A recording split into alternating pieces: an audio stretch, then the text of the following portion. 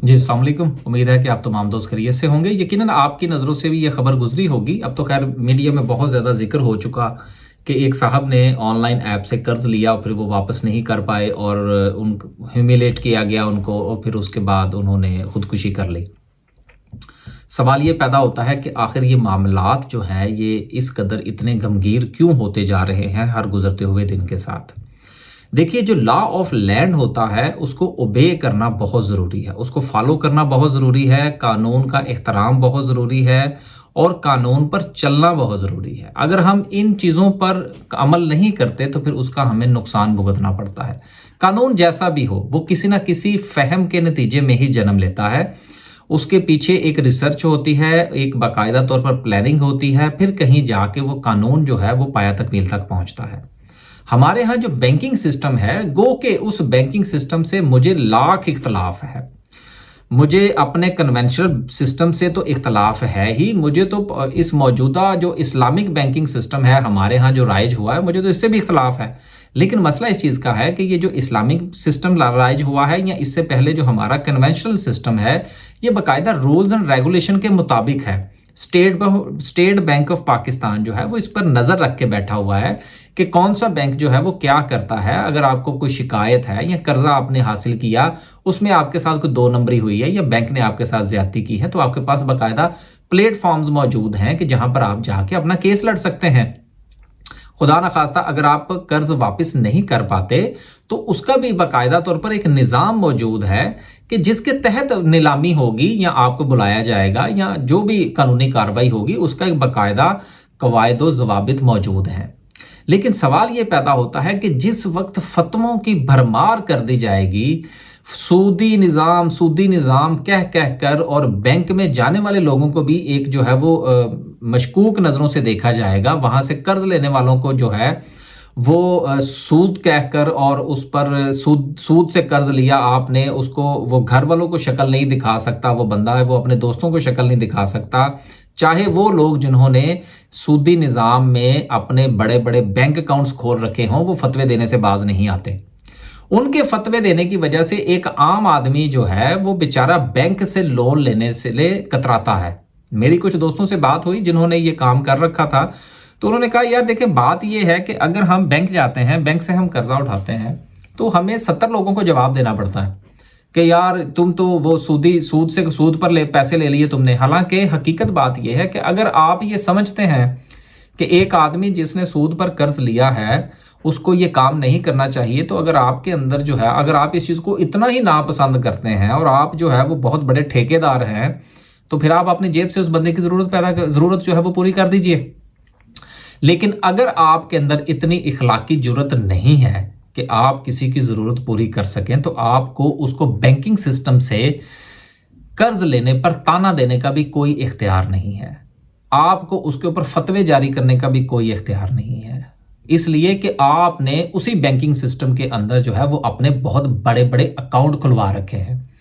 ये वही banking system है जिसमें आपके यूट्यूब की कमाइयाँ आती हैं। ये मैं तमाम उन मौलवी साहिबान को जो है वो टारगेट करके मैं बात कर रहा हूँ जो यूट्यूब से कमाते भी हैं और अपना पैसा बैंकिंग चैनल से वसूल भी करते हैं। अभी तो आने वाले दिनों में मैं मजीद भी बात करने की कोशिश करूंगा कि क्या अगर हम किसी मंदिर या किसी गिरजे के ऊपर अगर हम वीडियो बनाते हैं या काली माता के मंदिर का अगर हम विजिट करते हैं और उसके ऊपर अगर हम वीडियो बनाते हैं और उससे जो कमाई आती है वो हलाल होती है कि हराम होती है, इस पर भी इंशाअल्लाह आने वाले दिनों में हम बात करेंगे।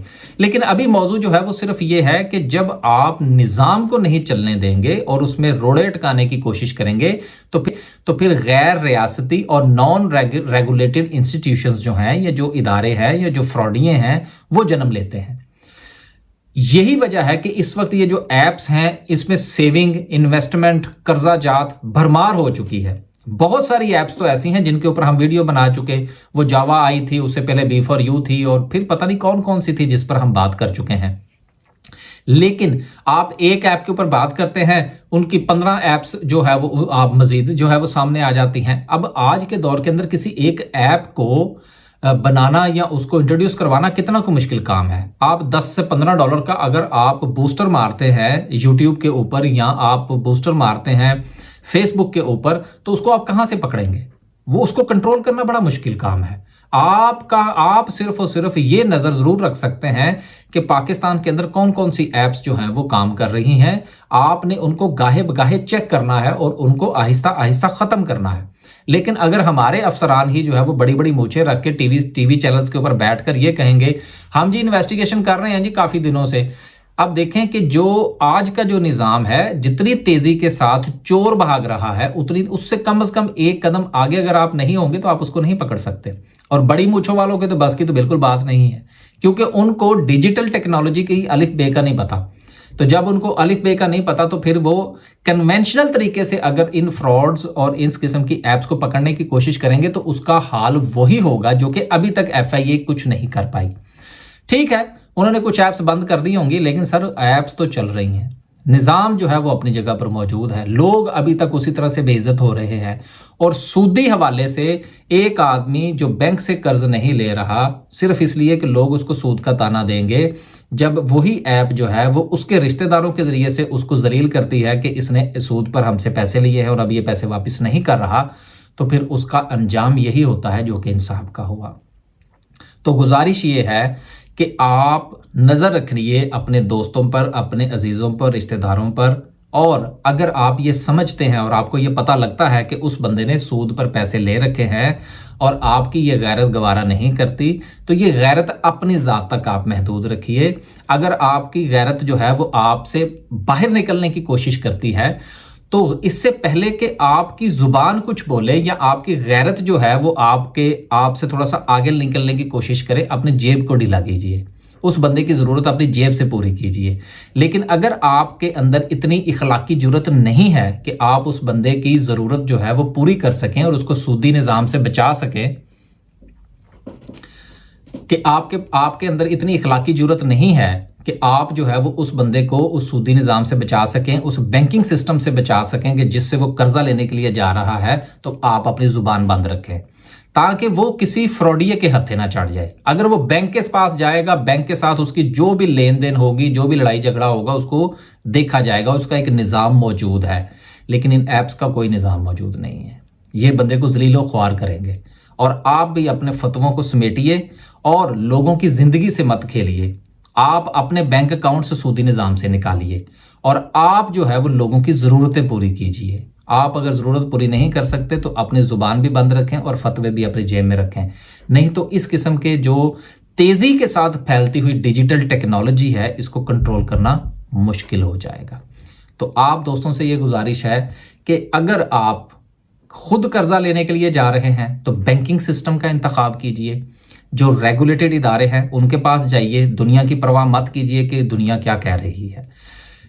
لیکن اگر آپ بذات خود کسی کو دیکھتے ہیں کہ وہ یار یہ کام کرنے کے لیے جا رہا ہے جو کہ درست نہیں ہے، اس کی مجبوری ہے یا کیا ہے، تو آپ اس کی ضرورت کو پورا کیجئے، اس کی مجبوری کو پورا کیجئے. لیکن اگر آپ مجبوری پوری نہیں، مجبوری جو ہے اس کی جو ضرورت ہے وہ پوری نہیں کر سکتے تو پھر آپ اپنی زبان بند رکھیے تاکہ وہ اس قسم کے فراڈیوں کے ہتھے نہ چڑھے. امید ہے کہ آج کی اس ویڈیو کے بعد بہت سارے دوست احباب جو ہے وہ کوشش کریں گے کہ یا تو وہ کسی کو قرض لینے کی طرف جانے نہ دیں، لیکن اگر وہ اس کو روک نہیں سکتے تو کم از کم اس کے اوپر تانا زنی نہ کریں تاکہ وہ فراڈیوں کے ہتھے نہ چڑھے. ایک ریگولیٹڈ ادارے کے پاس جائے اور اپنی ضرورت پوری کر سکے تاکہ قانون کے مطابق ہو جو بھی ہو، اس طرح سے ان کو ہیومیلیٹ نہ کیا جائے اور وہ خودکشی کرنے پر مجبور نہ ہو. اللہ حافظ.